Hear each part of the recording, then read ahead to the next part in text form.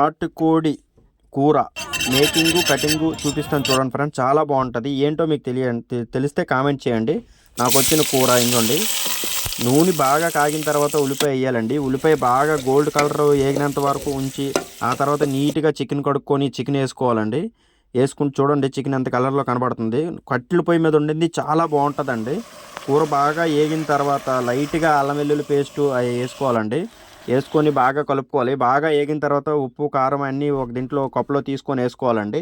వేసుకున్న తర్వాత బాగా వేపాలండి. వేపితే పచ్చివాసన అనేది పోతుంది. పోయిన తర్వాత మంచి నీట్గా ముక్కకి ఎప్పుడైతే మసాలా పడుతుందో అప్పుడే టేస్ట్ ఉంటుందండి.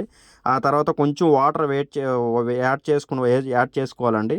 యాడ్ చేసుకుని ఉడికిన తర్వాత కొత్తిమీర వేసి దించుకోవాలి. అలాగే నాటుకోడి చపాతీ కాంపిటీషన్ అండి. చాలా బాగుంటుంది నాటుకోడి కూరకి చపాతీ అండి. చిల్లిగారు అయినా బాగుంటుంది, తర్వాత ఇదైనా బాగుంటుంది. మా అబ్బాయి కూడా తిన్నాడు, చాలా బాగుంది అన్నాడు. నేను కూడా తిన్నాను, చాలా బాగుంది. ఒకసారి మీరు కూడా ట్రై చేసి చూడండి, చాలా బాగుంటుంది. నచ్చితే లైక్ చేసి షేర్ చేయండి ఫ్రెండ్స్. మరిన్ని వీడియోల కోసం లైక్